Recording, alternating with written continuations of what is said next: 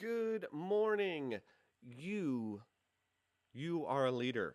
And if you think you're not a leader, I'm telling you right now, you're a leader. Welcome. I'm Tim from Plugged Into Leadership. Welcome to Tea with Tim.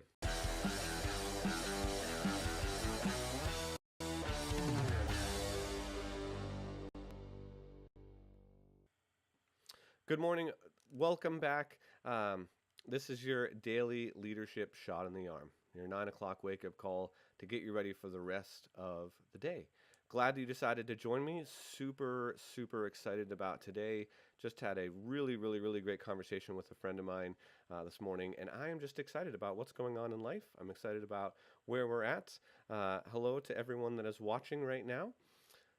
This morning, I wanted to talk about your story and what that means, the story that we tell ourselves. So let me paint this picture. Something happens to you. Somebody cuts you off in traffic. Somebody does something that you just really don't like. You see and you hear something, and then these emotions start to flood in.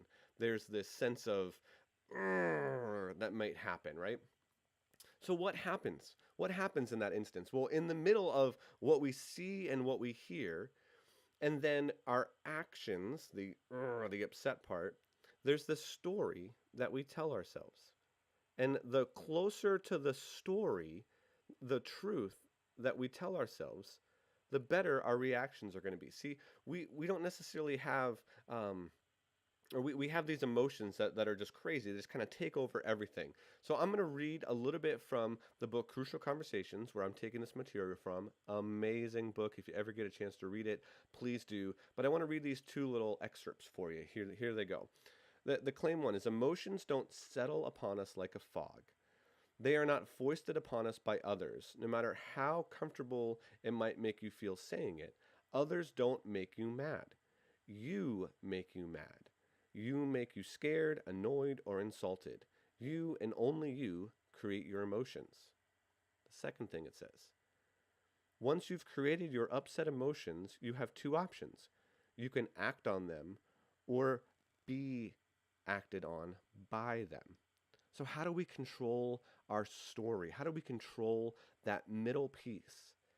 The first thing is that we have to realize these two claims, that our emotions are something that we can control. Our emotions are something that we have to stop and think about before we move into the anger, upset feeling, before we react in a negative way. And I'm speaking from experience. I let my emotions control me so much, and it was partly by reading this book and partly by understanding that this is happening to me that I was able to begin to overcome this. Not perfect, don't have all the answers, but I was able to begin to overcome this. So just to reiterate, something happens to you. There's some action, somebody cuts you off in traffic, your spouse says something, your boss says something to you, and then you act. And in the middle, there's this story, this narrative that we tell ourselves. The thing that we have to realize is that before we tell ourselves a false story, we need to first get all the information. So the first step to controlling this is to get all the information, is to have a conversation with the person. If you can, if somebody cuts you off in traffic, you can't really do that. So if you can get the story, get the full story, do that. The second thing that we need to do is we need to think the best of the person. We need to think the best of our boss, because we are the star of our own show. We are the star of our world. And sometimes we assume that other people think that we're the star. How many times in your life have you um, mulled something over in your brain, you let it fester, you let it keep happening, and you keep replaying the situation over and over and over again, and you assume that that person is doing the same thing, and after a while you come to them and you're so mad, you're so upset, and you talk to them and they're like, oh, that was just a blip on the radar. I don't know, I'm over that. I haven't thought about that in a long time. But for you, it was like the main thing that you were thinking about for a long time. That's what this can do. We need to realize that people are usually out for themselves. It's just honest. People are just out for themselves. So we need to make sure that we give them the benefit of the doubt, that there may be something going on in their world that we don't have any idea of. I'm reminded of a story where there was two people in a business and they were supposed to do a presentation together. So they were partners. They worked on the presentation, and the one person got up and just did the whole presentation. Forgot to invite the other person up to do their part of the presentation. Now, immediately, the other person was so upset, thinking, this person thinks that I'm not very good at speaking, that I didn't know my part, that I didn't do the work that I was supposed to do, and they just took over because they're so narcissistic, they're so upset at me, they don't like me, they don't want me to be doing this. They told themselves the story. Did you hear the story that I just described? That's that they saw the person present, they told themselves this story. It happened instantaneously. All that happened super fast. And then they reacted. They got so mad at that person.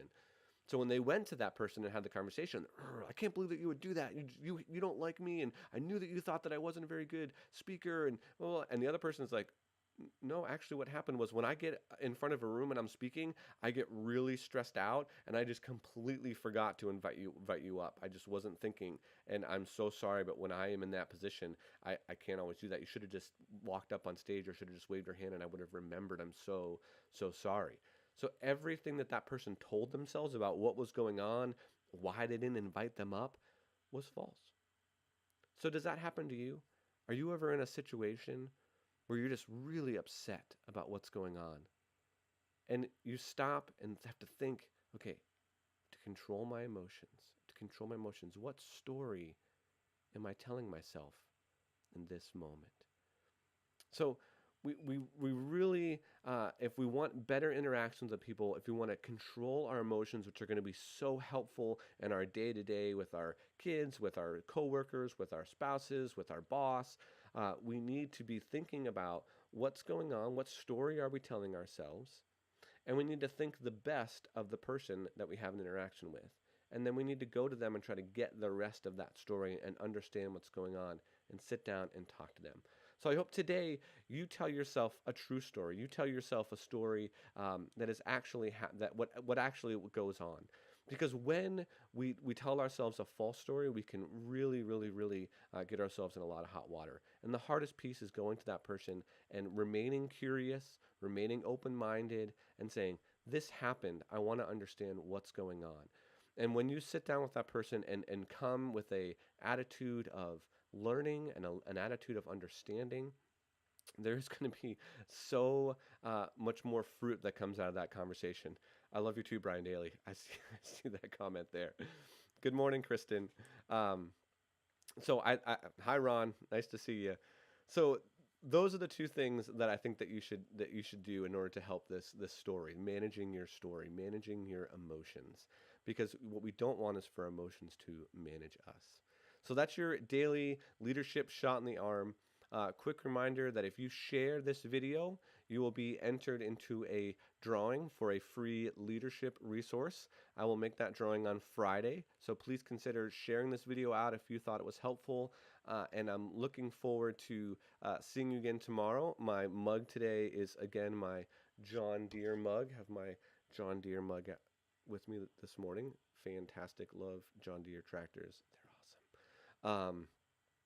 And again, thank you to all the folks that have tuned in, all the folks that have shared this video. Kristen, Brian, I loved what you said yesterday, Brian Daly, about being in that position where you're constantly having to choose good, fast, and cheap and turn down jobs sometimes. It's a tough thing to do. We have to be able to say, that just doesn't work. I can't complete that on that timeline. And so I need longer time, or it's going to cost more money or whatever. And that's a hard decision to make as a business owner. Completely get that. Dave, thanks for sharing the video. Annabelle, Ashley, really appreciate people sharing these videos. I hope they're helpful to you. In the comment section, if you've told yourself a story, let's just share that. Say, yep, I've told myself a full story, and when I've had that conversation, man, I really found out that the story I told myself and the emotions that came out of my false story were just pretty bad. So let's just admit it. It happens to me all the time. I hope I'm getting better at it. But if you've ever been in the situation where you've told yourself a false story, we can learn together to be able to tell ourselves better stories. Appreciate you, and I'll see you again tomorrow morning at 9 o'clock. Thanks. Consider sharing the video.